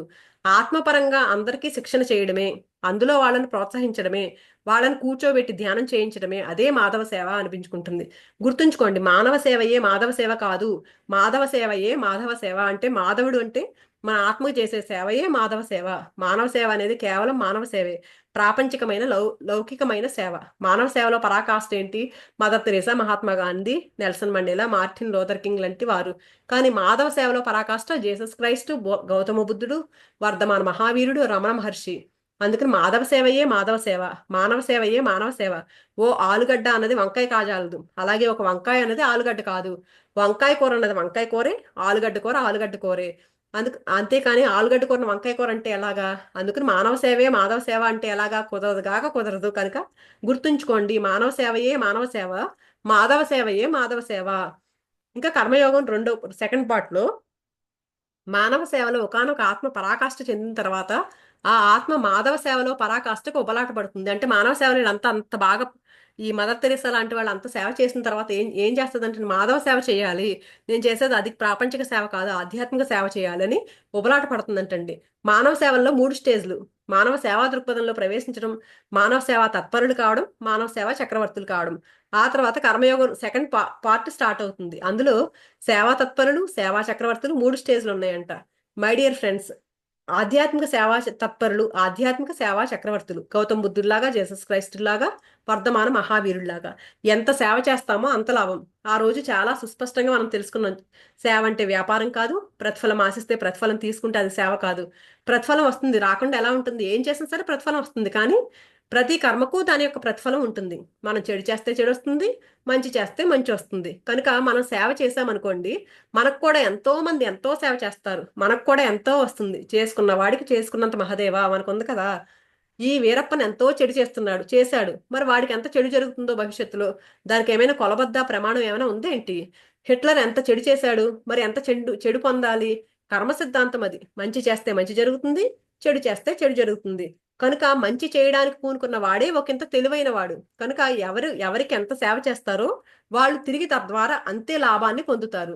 మిత్రలాభం వస్తుంది. శ్రీకృష్ణుడికి 16,000 మంది గోపికలు అంటే అంతమంది మిత్రులు ఎలా వచ్చారు అంటే, కంసుడికి వాళ్ళ ఇంట్లో పెళ్ళామే వాడిని ఒప్పుకోదు, వాడి చెల్లే వాడిని ఒప్పుకోదు. కనుక ఆ మిత్రలాభం అనేది ఎంత లాభము. మరి పరవస్తు చిన్మయ సూరి, విష్ణు శర్మ వీరి పంచతంత్రంలోని కథలు తెలుసు కదా, మిత్రలాభం తెలుసు కదా. ఎవరైతే ఇంకొకరికి నిస్వార్థమైన సేవ చేస్తారో వారికి అనంతమైన మిత్రలాభం వస్తుంది. ఎవరికైతే మనం సేవ చేస్తూ ఉంటాం మనకే లాభం వస్తుంది అది. ఉదాహరణకు నేను ఇప్పుడు ఎవరి దగ్గరికైనా ఎవరింటికైనా వెళ్ళి సంవత్సరం పాటు భోజనం చేసుకోవచ్చు, అంతే కదండి. పత్రిసారి ఎప్పుడు వస్తారా, ఆయనకి ఏం పెడదామా అని అందరూ ఎదురు చూసేవారు. ఎందుకు? ఆయన అలాంటి సేవ చేసేవారు అందరికీ. ఈ మధుసూదన్ రావు గారు ఉన్నారు, వాళ్ళ ఇంట్లో ఉండి సంవత్సరం పాటు హాయిగా తినొచ్చు నేను. పెడతాడో లేదో కానీ దండిగా పెడతాడులేండి, ఎందుకంటే ఆయనకి నేను సేవ చేస్తున్నాను. ఈ ఆధ్యాత్మిక సత్యాలు చెప్తున్నప్పుడు ఆయన వడేస్తాడు. ఇందాక వడ తీసుకొచ్చాడంట, అప్పుడు ఈ బుక్ చెప్పేటప్పుడు ఆయన ఈవేళ దసరా కదా, విజయదశమి కదా, మంచి వడలు పట్టుకొచ్చాడు. మరి ఇక్కడ ఉన్న రికార్డిస్ట్ గారు ఆయన మంచి కాఫీ ఇచ్చారు. నేను ఏమన్నా డబ్బులు ఇచ్చానా వాళ్లకు? సేవ అనేది సృష్టి యొక్క మౌలిక ధర్మం. సేవ చేయడం అనేది, ఆధ్యాత్మిక సేవ చేయడం అనేది సృష్టి యొక్క మౌలిక ధర్మము. వ్యక్తి యొక్క చిన్న పరిధి నుంచి సృష్టి యొక్క విస్తారమైన పరిధిని చేరడమే ఆధ్యాత్మికత. అందులో జీవించడమే, ఆ సృష్టి యొక్క విస్తారమైన పరిధిలో మనుగడ సాగించడమే సేవా కార్యక్రమం. అక్కడ మనుగడ సాగిస్తే ఎన్ని లాభాలో చూసారా. ఇప్పుడు జీసస్ క్రైస్ట్ ప్రపంచవ్యాప్తంగా ఆరాధ్య దైవం అయిపోయాడు. ఇప్పుడు జీసస్, శ్రీకృష్ణుడు వీళ్ళంతా ఏం చేశారు? ఆధ్యాత్మిక సేవను అందించారు. వీళ్ళు ఎవరికైనా అన్నదానం పెట్టించారా? వస్త్రాలు ఇచ్చారా? రోడ్లు వేయించారా? చెట్లు నాటించారా? అశోకులాగా. అశోకుడికి ఉన్నాయేంటి ఎవరికైనా గుళ్ళు? మరి జీసస్ క్రైస్ట్కి ఎందుకున్నాయి? అశోకుడికి గుడి ఉండాలి కదా, మరి జీసస్ క్రైస్ట్కి ఎందుకున్నాయి? కృష్ణుడికి ఎందుకున్నాయి గుళ్ళు? కృష్ణుడేమీ రోడ్లు వేయించలేదు. కనుక ఆధ్యాత్మిక సేవ చేసి చూడండి. గాంధీజీ గారికి గుళ్ళు వస్తాయేంటి? మదర్ తెరీసా గుళ్ళు వస్తాయేంటి? రావు. మహావీరునికి గుళ్ళు వస్తాయి. ఎందుకంటే వీళ్ళందరూ ఆధ్యాత్మిక సేవ చేశారు. సేవలో ప్రవేశిద్దాం. సేవా దృక్పథంలో, సేవా నిరతిలో, సేవా తత్పరతలో, సేవా చక్రవర్తిత్వంలో, తర్వాత లౌకికమైనటువంటి సేవలో నుంచి తప్పుకుంటూ తప్పుకుంటూ ఆధ్యాత్మిక సేవలో ప్రవేశిద్దాం. ఆధ్యాత్మిక సేవయే సేవ. ప్రాపంచిక సేవ అనేది ఒక చిన్న రిహార్సల్ అంతే. కనుక గాంధీ గారు ఉన్నారు, ఆయన శరీరాన్ని వదిలిపెట్టేశారు, పైలోకంలోకి వెళ్ళారు. అన్ని ఆలోచించారు. ఆలోచించి ఏమనుకున్నారంటే గాంధీ గారు, నేనేంటి చేసింది, నేను బుద్ధుడి లెవెల్లో ఎందుకు జీవించలేకపోయాను? He was very unhappy. పైకి వెళ్ళంట గాంధీ గారు అంటే, ఇక్కడ ఎంత చేశారు ఈయన, స్వాతంత్రాన్ని తీసుకొచ్చారు, కానీ పైకి వెళ్ళి ఏమనుకున్నారంటే చాలా ఆ ఆ బాధగా ఉన్నారంట ఆయన. మళ్ళీ వచ్చి ఇంకో జన్మ తీసుకున్నారంట. మదర్ తెరీసా కూడా అంతే. ఇక్కడ ఉన్నంతసేపు ప్రాపంచిక సేవ ఎంతో చేశారు, కానీ పైకి సరిపోలేదు అది. ఎందుకంటే ఆధ్యాత్మిక సేవ అసలైన సేవ కాబట్టి. వాళ్ళంతా ఇక్కడ ఉన్నారు, మీకు తెలియదు, నాకు తెలుసు. వాళ్ళు ఎక్కడెక్కడ ఉన్నారో నాకు తెలుసు, మీకు తెలియదు గాక తెలియదు. ఎందుకంటే పత్రిసార్ అన్ని హాస్టల్ వర్డ్స్ అన్ని తిరిగేవారు కాబట్టి ఆయన చెప్తున్నారు అనమాట. ఆయన పైకి వెళ్ళిన తర్వాత హ్యాపీగా లేరంటే వీళ్ళంతా. వీళ్ళు మళ్ళీ జన్మ తీసుకున్నారంటే, ఎందుకంటే వాళ్ళు చేయాల్సిన సేవ ఇంకా చేయాలి కాబట్టి. ఈ యొక్క సేవ అన్న దాని యొక్క ప్రచండమైన విశ్వరూపం తెలుసుకోవాలంటే, ఏ ఒక్కదాని యొక్క విశ్వరూపం తెలుసుకోవాలన్నా కూడా మీకు మూడవ కన్ను ఉండాలి, లేకపోతే తెలియదు గాక తెలియదు. మూడవ కన్నులో దివ్య చక్షులో నిష్ణాతులైన వారి దగ్గర నుంచి ఏ కాన్సెప్ట్ అయినా తెలుసుకోవాలి. ఎవరికైతే థర్డ్ ఐ ఉండి వాళ్ళన్నీ తెలుస్తాయో వాళ్ళ నుంచి తెలుసుకోవాలి మనం అంతా. ఆత్మసేవయే శారీరక సేవ. కనుక ఈ రోజు మరి సేవ అనే కాన్సెప్ట్ గురించి తెలుసుకున్నాం. గుర్తుంచుకోండి, ఆత్మసేవయే మాధవ సేవ. శారీరక సేవ అనేది కేవలం మానవ సేవ మాత్రమే అవుతుంది. కాబట్టి శారీరక సేవ ఆత్మసేవ కాదు, ఆత్మసేవ శారీరక సేవ అవుతుంది. మనం ధ్యానంలో కూర్చున్నాం అనుకోండి, మన రోగాలన్నీ పోతాయి. అంటే మన శరీరానికి సేవ చేసినట్టే. ధ్యానం నేర్పించామనుకోండి, వాడి మైండ్ అంతా ప్యూర్గా అయిపోతుంది. మరి ప్రజలందరూ వాడికి అన్నం పెడతారు, ఇందాక నా వడలు పెట్టినట్టు. అంటే నా కడుపు నింపారు వాళ్ళు, నా ఆకలి కూడా తీర్చారు. చూసారా? అంటే ఆత్మసేవయే శారీరక సేవ అవుతుంది. కానీ శారీరక సేవ మాత్రం ఆత్మసేవ కాజాలదు. అంటే ఇప్పుడు ఎప్పుడైతే మనం ధ్యానం చేస్తామో ఆటోమేటిక్గా మనం ప్రాపంచికంగా జరిగేవన్నీ జరిగిపోతున్నాయి. అంటే మనం ధ్యానం చేస్తే రోగాలు పోతున్నాయి, ఎవరో ఒకళ్ళు ఏదో ఒకటి పెడుతున్నారు, అన్నీ జరిగిపోతున్నాయి. కానీ ఈ శారీరక సేవ చేస్తే మాత్రం అది ఆత్మసేవ మాత్రం కాదు అని చెప్తున్నారండి. శాశ్వతమైన సేవలో అశాశ్వతమైనవన్నీ ఉన్నాయి, కానీ అశాశ్వతమైన సేవలో శాశ్వతం మరి బొట్టు మాత్రం కూడా లేదు. ఆత్మసేవలో అన్నీ ఉన్నాయి కనుక ఆత్మసేవకే ప్రాథమికత, ప్రాధాన్యత. అందుకని ఈ శారీరక అలజడులు కానీ, శారీరక రుగ్మతలు కానీ, శారీరక వ్యాధులు కానీ, మానసిక రుగ్మతలు కానీ, మానసిక అలజడులు కానీ, మానసిక ఒత్తిడులు కానీ, మరి సంఘపరమైన ఇబ్బందులు కానీ, ఆర్థికపరమైన కష్టాలు కానీ, నష్టాలు కానీ, అన్నింటికి ఒకే ఒక్క జవాబు, అదే ధ్యానము. కనుక ఎవరికైతే ధ్యానం అందిస్తామో వాళ్ళ కుటుంబ పరిస్థితులన్నీ బాగుపడిపోతాయి. మనం ఎంతమంది కుటుంబాలు చూడలేదండి. ఎవరైతే ధ్యానం చేస్తారో, ఎవరైతే జ్ఞానం నేర్చుకుంటారో వాళ్ళ అన్ని పరిస్థితులు మారిపోతాయి, అన్నీ బాగుపడతాయి. వాళ్ళ ఆర్థిక పరిస్థితులన్నీ బాగుపడతాయి, వాళ్ళ శారీరక పరిస్థితులన్నీ బాగుపడతాయి, వాళ్ళ మానసిక పరిస్థితులు బాగుపడతాయి. వెరసి మొత్తం అంతా సస్యశ్యామలం, అంతా మూడు పువ్వులు ఆరు కాయలు, నిత్య కళ్యాణం పచ్చతోరణం అవుతుంది. కనుక ధ్యానం నేర్పిద్దాం. ఇంకేమీ చేయక్కర్లేదు. వాడు పేదవాడా ధనికుడా ఇవేమీ చూడొద్దు. వాడు చిన్నపిల్లవాడా పెద్దవాడా ఆడవాళ్ళ మగవాళ్ళ పల్లెవాసుల పట్టణవాసుల ఇదంతా మనకు అనవసరం. కనపడిన ప్రతి వాళ్లకు ధ్యానం నేర్పిద్దాం. ధ్యానం నేర్పించడమే ఆధ్యాత్మిక సేవ. ఆధ్యాత్మిక సేవే మాధవ సేవ. అందుకని దేశం అంటే మట్టి కాదో, ఈ దేశం అంటే మనుషులోయ్. శరీరానికి అన్నం పెట్టడం, శరీరానికి బట్టలు దానం చేయడం, శరీరానికి ఏదో ఉద్యోగం ఇవ్వడం, మరి రోడ్లు వేయడం. గురజాడ అప్పారావు గారు ఏమన్నారు? దేశం అంటే మట్టి కాదో ఈ మనుషులోయ్ అన్నారు. కనుక మట్టిని బంగారం చేశామనుకోండి, ఈ హైదరాబాద్ అంతా గోల్డెన్ రోడ్లు వచ్చినాయి అనుకోండి, అదేమైనా స్వర్ణాంధ్రప్రదేశ్ అవుతుంది ఏంటి? మనుషులు బంగారం కావాలి, కానీ రోడ్లు బంగారం అయితే ఏం లాభం? 24 గంటలు కరెంట్ పోవడం లేదు, అయితే ఏం లాభం? పేకాడుకుంటూ కూర్చోవడానికా? మనిషికి పేకాడుకుంటూ కావాలా? మరి మనుషులు అసలైన స్వర్ణం కావాలంటే అసలైన బంగారం కావాలి. సత్యసాయిబాబా గారు అందరినీ బంగారు అని పిలుస్తారంట. అంటే ఏదో రోజున బంగారం అవుతావురా అవరా అని చెప్పడం కోసం అలా పిలిచేవారంటండి సత్యసాయిబాబా. ఎప్పటికైనా ఆత్మపరంగానే బంగారం అవుతాం, కానీ శరీరపరంగా కాదు. బంగారు బంగారు అని పిలుస్తారు. ఎక్కడ అయ్యాం మనం బంగారం? ఎత్తడయ్యాం. ఆయన బంగారం అయ్యాడు, అందరినీ బంగారం అని పిలుస్తున్నాడు. మనం ధ్యాన విద్యను అభ్యసించడం లేదు, భజనలు చేస్తున్నాం. ఆనాపానసతి శ్వాస మీద ధ్యాస అనేది అందరి యొక్క ఏకైక బంగారు కార్యక్రమం. అన్యదా శరణం నాస్తి. వేరే బంగారు కార్యక్రమం లేనే లేదు. అందుకని ప్రపంచాన్ని పరిరక్షించాలి. ఈ యొక్క జంతువుల్ని చంపి మానవులకు పెట్టడం, మేకను కోసి అంటే ఆ దేవుణ్ణి కోసి ఈ దేవుడికి పెట్టడం అదేం సేవబ్బా? మొదట జంతు ప్రపంచాన్ని పరిరక్షించాలి. మానవుడి సేవ జంతువులతో మొదలు కావాలి. ఇంకా వెనక్కిపోయి వృక్షాలతో మొదలు కావాలి. వృక్షాలను నరకకూడదు. ఏదో చక్కటి రోడ్డు వేయాలనుకోండి, రోడ్డు మధ్యలో ఒక చెట్టు ఉందనుకోండి, దాన్ని నరకొచ్చు. అయితే ఇష్టం వచ్చినట్లుగా చెట్లు నరికి పొయ్యిలో పెడితే రామచంద్ర, పొయ్యిలోకి బొగ్గులు వాడుకుందాం, లేకపోతే పెట్రోలు వాడుకుందాం, కానీ చెట్లు నరికి పొయ్యిలో పెడితే ఎలాగబ్బా? చెట్లు నరికే కార్యక్రమం చాలా హింసా కార్యక్రమం. జంతువులను చంపి తినే ఆ శవాలను తినే కార్యక్రమం మహాహింసా కార్యక్రమం. అది సేవా కార్యక్రమం కాదు. మటన్ బిర్యానీలు సప్లై చేయొద్దు, ఎవరికి మటన్ బిర్యానీలు చేయొద్దు. సముద్ర తీరాల వెంబడి ఎంత కంపు, చేపలు పడతారు. చేపలు పట్టే అర్హత మరి మనకు ఎవరిచ్చారు? అందుకని మన పిరమిడ్ స్పిరిచువల్ సొసైటీ వాళ్ళ పాయింట్లు రెండే రెండు: హింసా చూడో, హంసా పకడో. అంటే ఈ యొక్క సేవా కార్యక్రమంలో చేరదాం. సేవ మొదటిగా జంతు ప్రపంచానికి, వృక్ష ప్రపంచానికి, తర్వాత మానవ ప్రపంచానికి. ఏ జంతువు చంపబడకూడదు, అనవసరంగా ఏ చెట్టు నరకబడకూడదు. మానవులందరినీ మాధవులుగా చూద్దాం. ఆత్మపరంగా అందరికీ ధ్యాన విద్య నేర్పిద్దాం. కనుక అటు మాంస భక్షణ చేయకపోవడం, చెట్లని నరక్కపోవడం, ఇక అందరికీ ధ్యానం నేర్పించడం, ఈ మూడే సేవా కార్యక్రమాలు. పిరమిడ్ సూత్రాలే మానవాళికి ఆదర్శ సూత్రాలు. హింసను చేయకపోవడం, మరి హంసను పట్టుకోవడం. హంస అంటే శ్వాస. My dear friends, pyramid spiritual society వారి యొక్క ఈ స్పష్టతే సకల మానవ జాతి యొక్క స్పష్టత. ఈ కార్యక్రమాలే సర్వ మానవ జాతి యొక్క కార్యక్రమాలు. ఈ యొక్క విజ్ఞానమే మానవ జాతికంతా కూడా పాఠ్యాంశం. మరి దైనందిక జీవన శాస్త్రం విజ్ఞానం కాబోతుంది. స్కూల్స్ అన్నిటిలో భవిష్యత్తులో ఈ పిరమిడ్ పుస్తకాలే పాఠ్య గ్రంథాలుగా వస్తాయంట. ఈ సూత్రాలే మానవాళికి ఆదర్శ సూత్రాలు అవుతాయి. అందుకని అందరూ శ్వాస మీద ధ్యాస పెడదాం.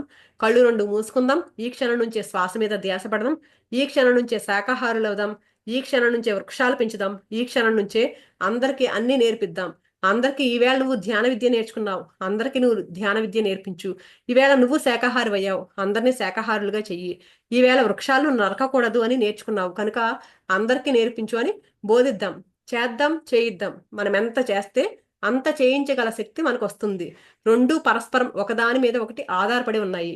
Teaching is the best way of learning. ఇదే అండి మనకి మాధవ సేవయే మానవ సేవలో పత్రి సార్ చెప్పింది. థ్యాంక్ యూ సో మచ్ అండి అందరికి.